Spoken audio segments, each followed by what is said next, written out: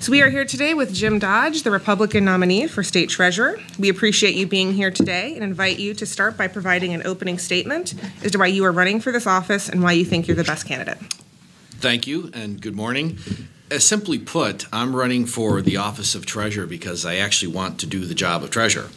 And at its core, this office should be about performance and managing the state's core portfolio, not what I would say are inherent partisan or political focuses. And so I just want to be very, very clear. One of the key points of difference between myself and the other candidates is let's focus on the core of what the job is.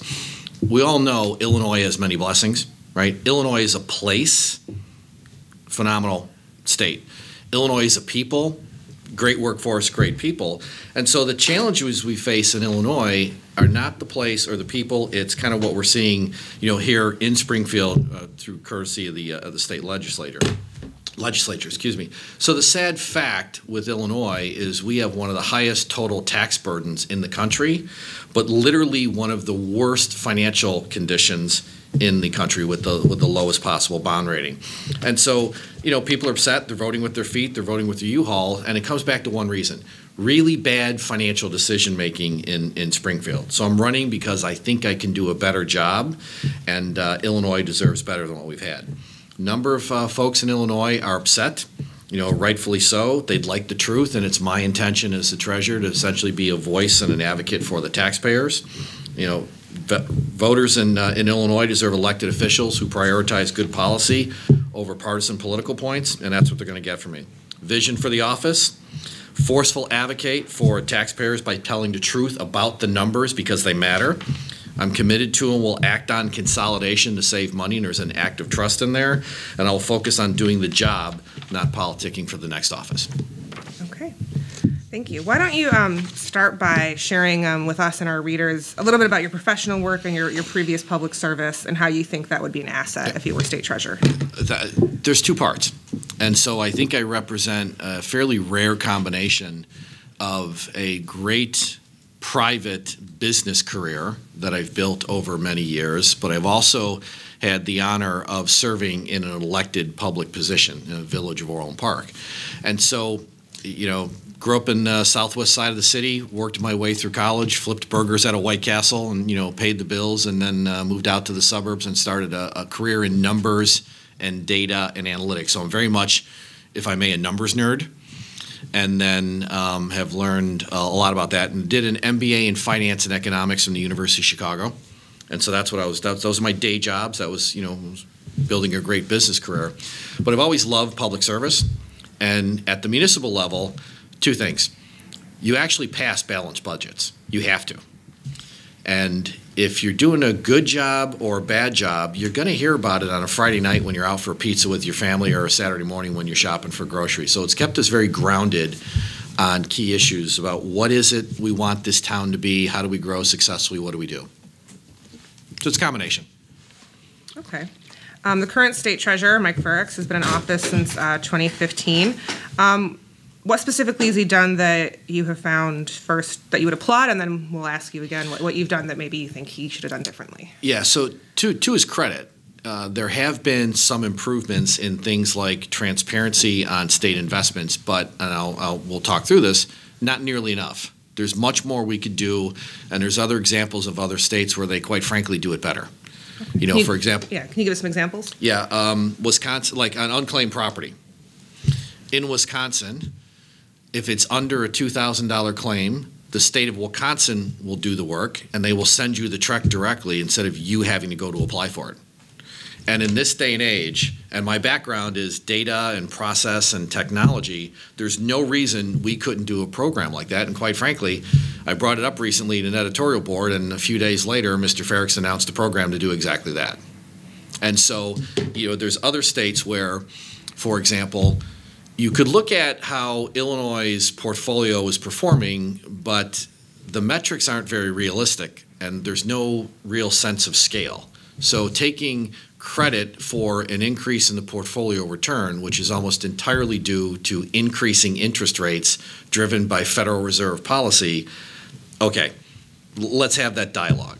So to his credit, there's a little bit more information available on the website. Check. There's also been some evolution in the unclaimed property, but it's not nearly enough, and I just cited you a great example. I personally have a number of unclaimed properties, small refund checks, on debit cards. AT&T owed me $20. Well, why should I have to go ask? I've lived at the same address since 2000.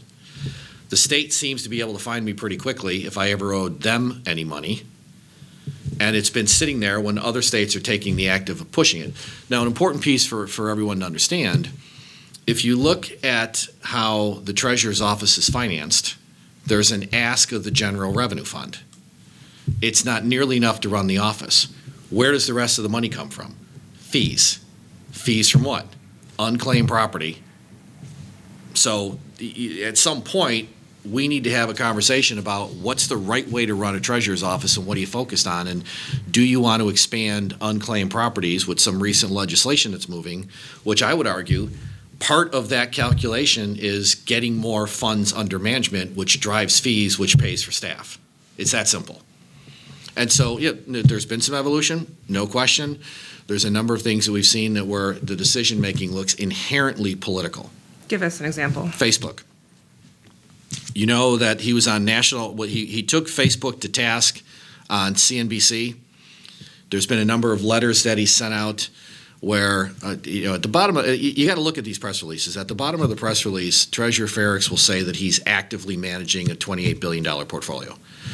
So unless he's sitting on the trading desk that is in the Treasurer's office, I think that's a bit of a stretch. Further, by law, Illinois doesn't hold a penny worth of Facebook equity.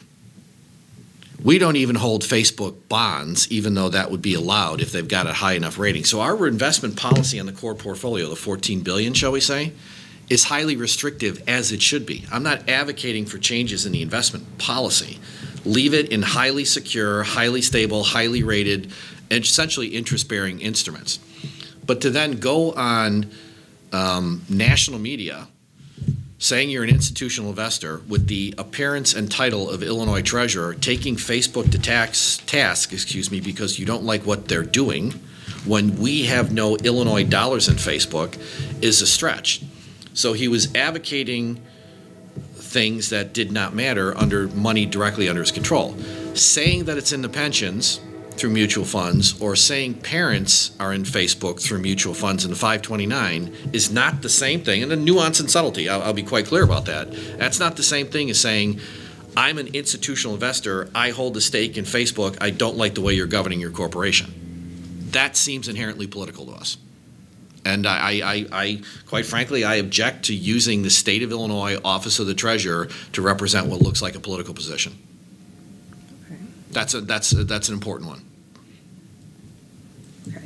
As you noted, the main charge of this office is to the safekeeping investment of the money securities deposited. Mm-hmm. So what changes, if any, would you recommend in how the state invests its money? See, that's just it. I don't think that we should be pushing for a change in the state's investment policy, because there's a number of things here. So there's State of Illinois money, which is managed by the Treasurer's Office across 700 plus funds. Then there's the pooled resources where local governmental entities can send their money to the Office of the Treasurer, be pooled with other local governmental entities, and invest at the Illinois funds. Then there is the 529s, variations of 529, ABLE and the college savings, and an unclaimed property. And so anything that's in unclaimed property clearly needs to be managed well, but the state should be aggressive, much more aggressive than we have been. Let's take a cue from other states and give the money back to the people who own it. That should, as well as while that money is sitting there, while you're finding the rightful owners and pushing it, well then, okay, you have to invest it well. But we're not here to speculate. We're not here to gamble. We're here to keep short-term monies safe, but making money. So there should be no funds being allowed to sit in underperforming time deposits or potentially non-interest-bearing types of accounts. Every dollar needs to work every day while we have it. So that's point number one. Point number two, at some point, and this resonates as I've been on the campaign trail, broadly, State of Illinois has $14 billion under management in our portfolio. Ferrex has claimed $1 trillion worth of investing activities from the Illinois portfolio. So to anybody who's looked at that, feels like a lot of portfolio churn. Okay, well, there might be some issues here with costs. We've got an unpaid pile of bill of $7 billion that costs you 12%. You guys know this? We make maybe 2 on the $14 billion. Into and of itself, the Treasurer's Office doesn't have the right to go sit with the comptroller or the governor and just start paying off bills. That's not what I'm saying. What I'm saying is, why can't we have a intelligent, fact-based policy decision to say, why do you hold that much money making 2% when your unpaid pile of bills is 7, costing you 12? And oh, by the way, who gets hurt? What small business doesn't get paid on time? How many people may or may not have had their employment impacted at a small employer that's rendered services to the state, but the state is horribly late in paying? So it goes to the broader theme in this election of fiscal management. Okay? Great. I've had a lot of coffee, so this is the usual speed. I just as kind of a follow-up in a way, Ferrex has promoted legislation relative to the life insurance companies. Mm-hmm. And unpaid claim is Right. and all. So would you have supported that, Yeah. the legislation? And I mean, that seems to fit with some of your concerns about the unpaid claim. Yeah, so with life insurance, the legislation, as I read it, looks relatively straightforward, where it's mandating the insurance companies, quite frankly, do a better job at what's well known in the industry as just data quality. Absolutely support that. Why should an insurance company sit on an asset, take their time to not return that asset to its rightful owners, and it's not making any money for anybody? That's not fair. So that idea makes perfect sense. And if it forces them to just be better, more effective, and efficient, absolutely. I'm more concerned about legislation that is in the works, so to speak, where if you have a simple time deposit, you buy a 1-year CD at a local bank because you you put a few dollars away for your kids. The legislation that's working through the system, right, would get that sooner into the hands of the Treasurer's Office as unclaimed property, even though you're quite content with your local bank or community bank rolling over that CD. That feels like an aggressive overreach to get more funds under management. The bank has the relationship with the customer. If there's an issue about communication, if there's an issue about back and forth between the customer and the bank, well, fine. Mandate that. But don't accelerate it where the Treasurer's Office can literally come in a lot sooner than ever before, claim it as unclaimed property. Now, the money may eventually make its way back into the appropriate hands, but why would a person want to then go have to beseech the Treasurer's Office to get their money back when they were quite content to just let it sit at the local bank and gain some interest for future use? That's an overreach. Is that legislation that's been introduced? You said it's working. I believe it's introduced. I can double check the status. Yeah, I'll get you the reference. If you have a bill number, I would appreciate that. We'll get you so Mary, we'll get the bill number for that. So do you have some sense, I mean, the bill as it finally was signed and came into practice relative to the life insurance claims only went back to 2000, right?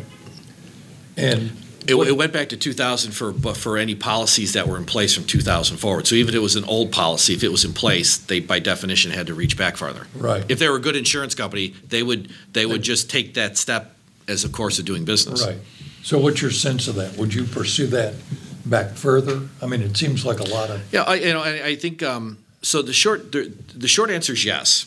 The expanded answer is let's just go ask the industry. Let's assume that they're good actors overwhelmingly in the industry, and if the industry's coming back or an industry association says, yeah, we've checked and this is happening, then why overregulate would be a central point. And that's kind of where I'm going is you've got two very different approaches to the role and size of government in Illinois. That's probably one of the starkest differences, I think, between myself and Treasurer Ferrex. You know, like as we said earlier, I mean, he's done a number of things well. He deserves credit for the things he's done well. I don't think it's enough, and I want to refocus on the core. One thing you have, along with the Republican candidate for comptroller, have been talking about is combining the offices of state treasurer. My favorite topic. And comptroller. Well, please expand on why it's your favorite topic for us. It originally, right, I think the office of treasurer was founded in the mid-1800s. It was in the 1870 Constitution. It's in the 1970 Constitution, so treasurer is the older office. Then split happened in 70 because of the corruption that happened in the 50s, right? So I understand that. But the actions of the comptroller were also in an appointed office back in the 50s. You happen to have scandal, right? And so now here we are.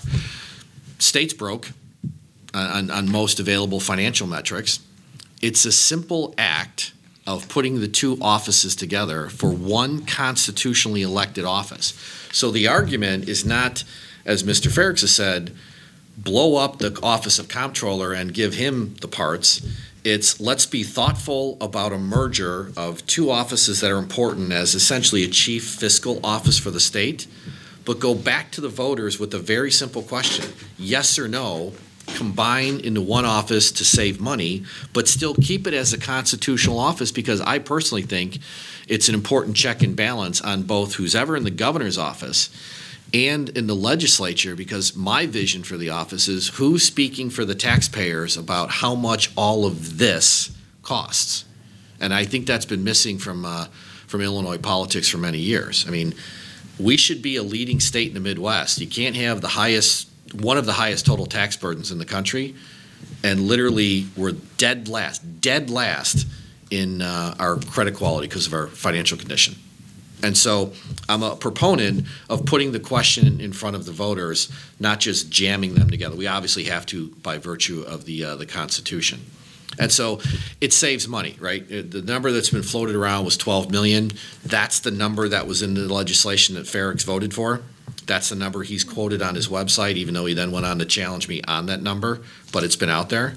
Yeah. And it came out of the Senate unanimous. And the challenge, one of the reasons there's so much distrust, I think, in Illinois politics broadly, both sides of the aisle, is, okay, was that real, or was that a meaningless gesture because it was never going to come out of it died a slow death in the Rules Committee? Shocker that. And so, yes, I'd like to see the office consolidated with comptroller. Clearly, what comptroller does and what the treasurer's office do are different, so you have to be mindful about the functionality and the professionals who actually do the work. One constitutional statewide office that's the fiscal officer, if you will, I think is a good check and balance in the system. That's why I'm so passionate about it. Okay, you said that $12 million was in the Senate bill? Senate bill. From, this would have been, I think, 14. Okay. Because I've not been able to find a source for this $12 million. And yeah, it was in the Senate. I think Kirk Dillard and Kwame Raoul were the sponsors. Okay. I'll go look for that. When you ran in 2010 for comptroller, it appears you did not favor combining the two offices. I found a December 2009 article in the Tribune where you called the idea a campaign ploy by Judy Bartopinka. So what led you to changing your mind? State of the state. Okay. Right? We're now, what, 10 years down the road? Mm-hmm. In fact, call it 8 years down the road. Let's make sure I do the math right. We're broke. State of Illinois is broke. And at the time, it was, let's just put the offices together.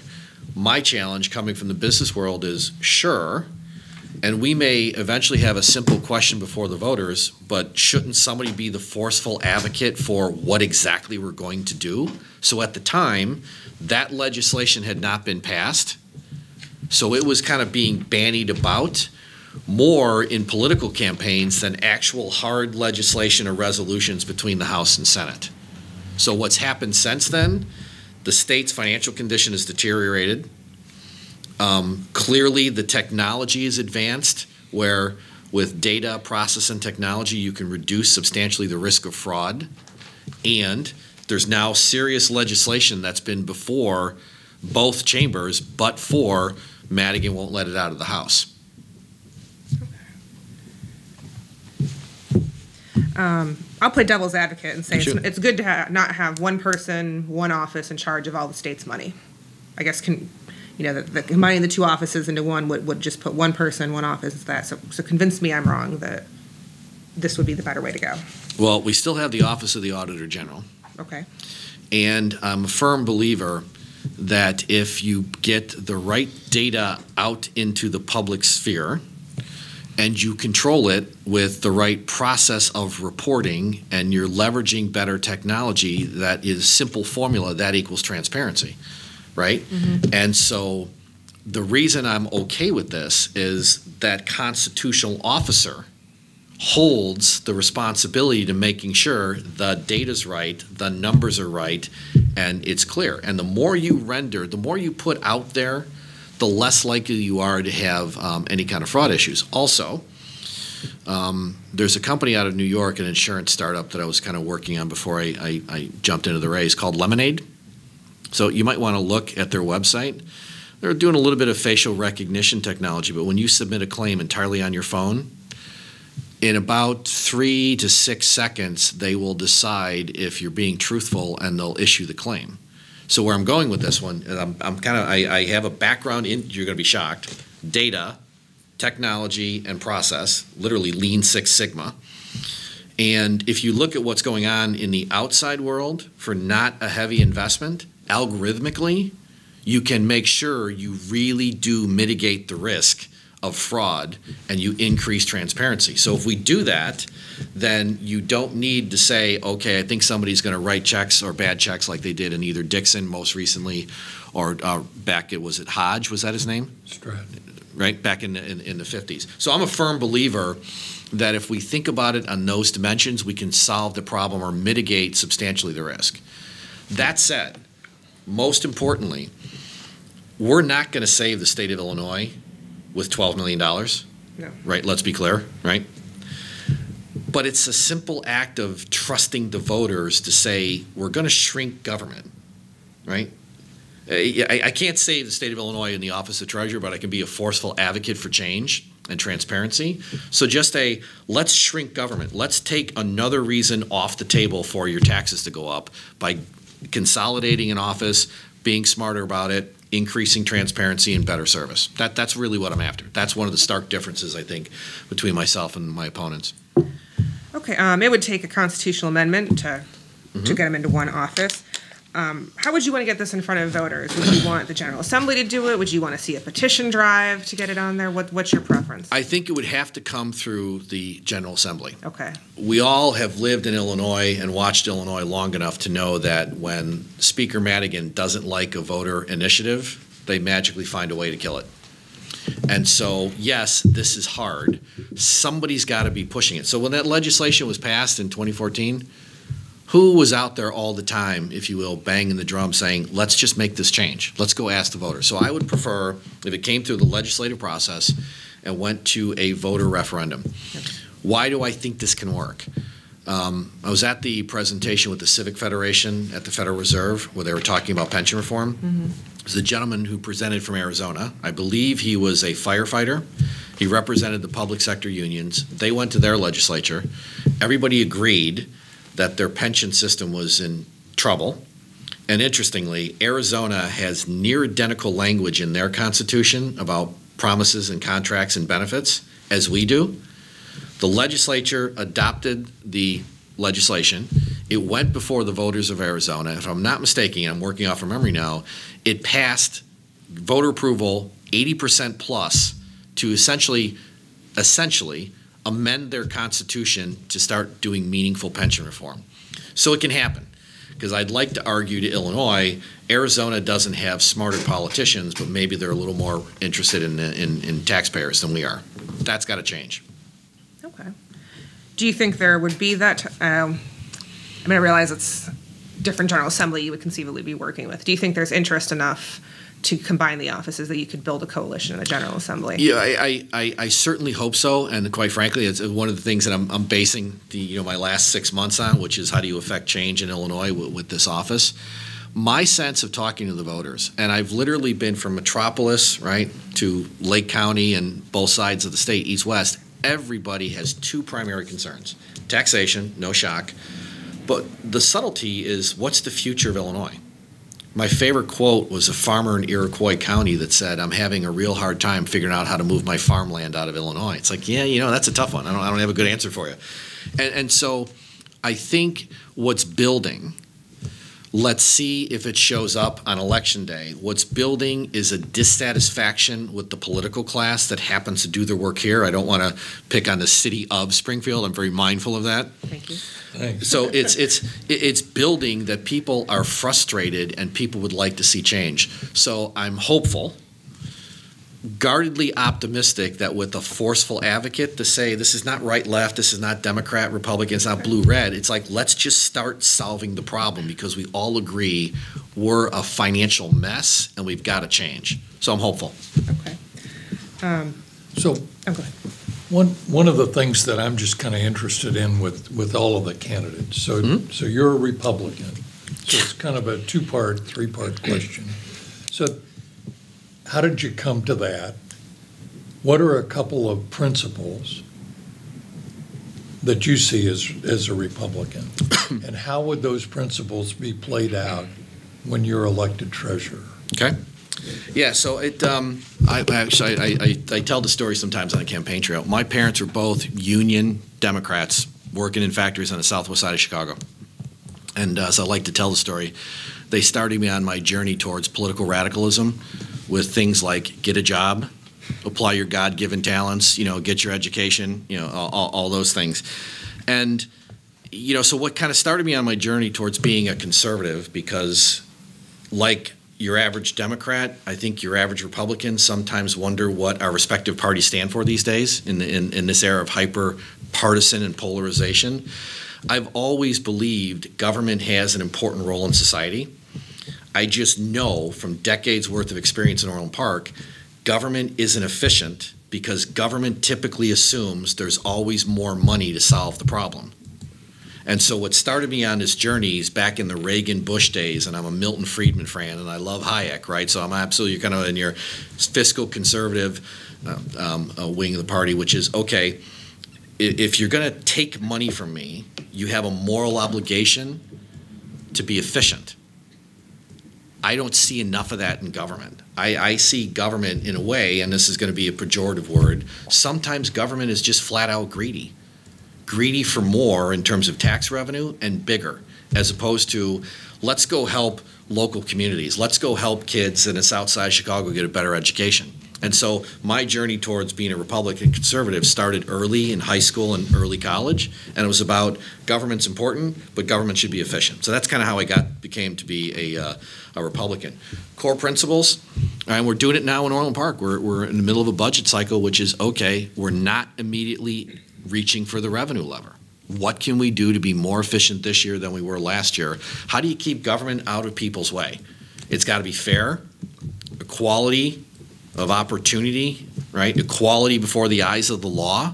It's like, let's just keep government small, limited, and efficient and get on with it. So those are some of the principles, which is what's driving me back towards let's the office of the treasurer be very focused on the few things that it's largely by law and constitutionally mandated to do. Not articulating interesting investment policies that you can't execute because we don't allow equity holdings, et cetera. So it kind of narrowly defined the office. So those would be the principles. And I have a young gentleman in Orland Park where, with my fellow board members, Republicans and Democrats, they funded us to train him on process re-engineering so we could save money. I'm doing it. So I really am a small, effective government type, full stop. That's probably the main difference between, Mike Farrix and I, where, the history of his time in the Senate and how he's approaching the office is, quite frankly, expansion. We'll see. And those are the questions that are on the ballot this cycle. So I think I touched on all three of your questions there.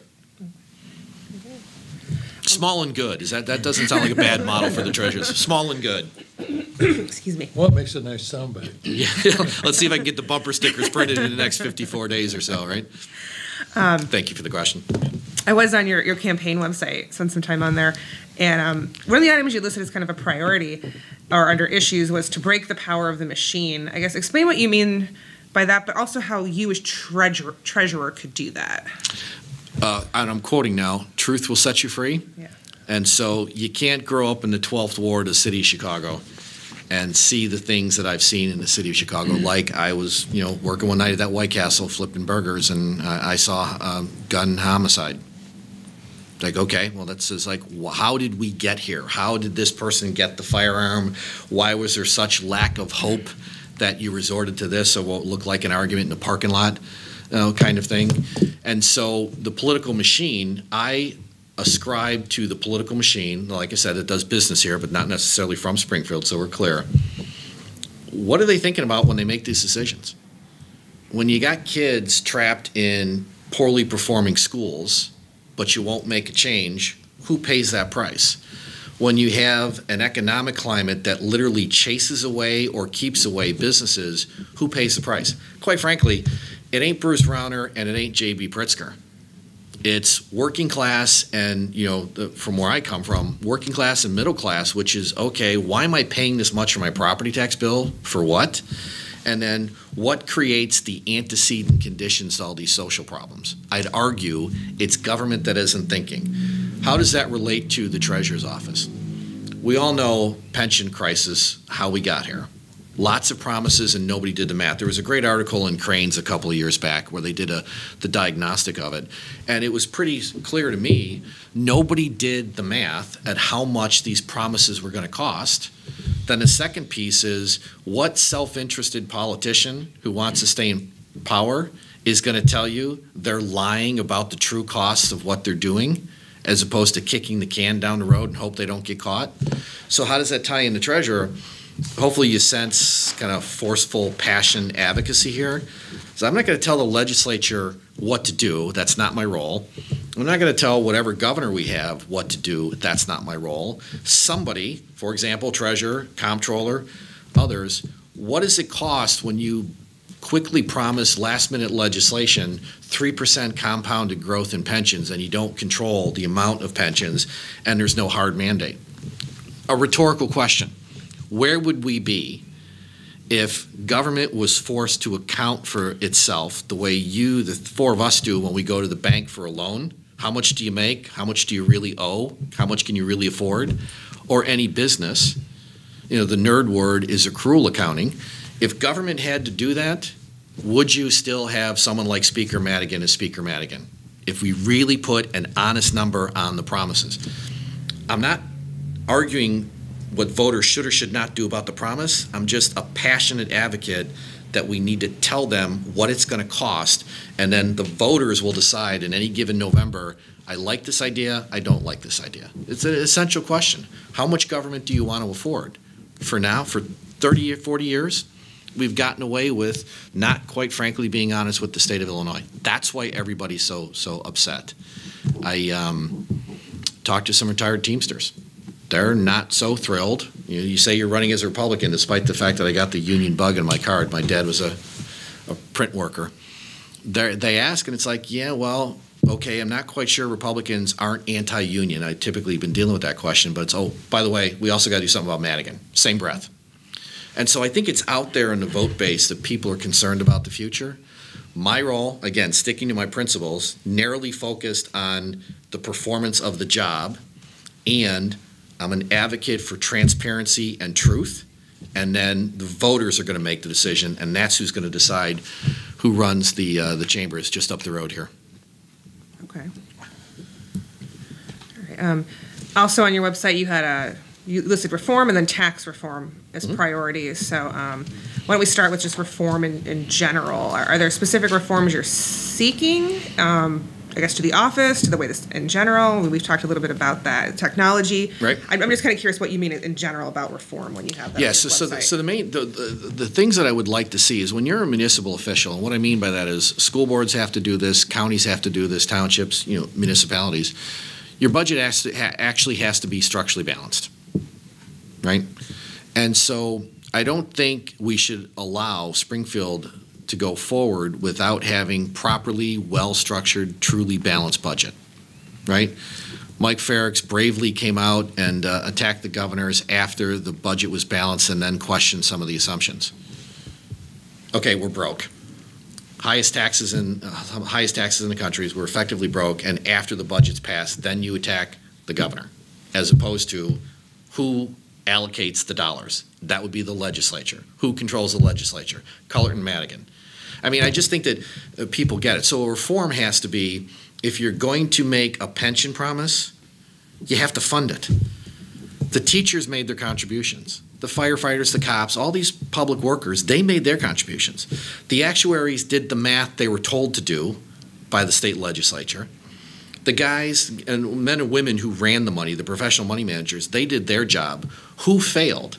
They overpromised and they underfunded because they weren't being truthful. So the single best reform I think Illinois could do is just real honesty and transparency coming out of decision-making in the legislature.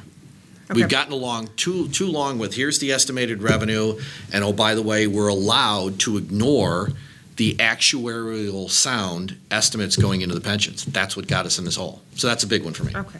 I mean, the treasurer doesn't play a role really in the budget and anything. So how would you as treasurer help?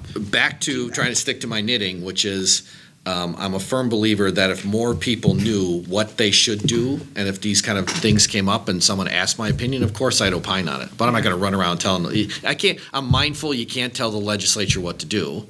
But if you're moving towards a combined office to be essentially the fiscal watchdog, the chief fiscal officer, it's within your wheelhouse to say, here's what truth is, here's how much it's really going to cost.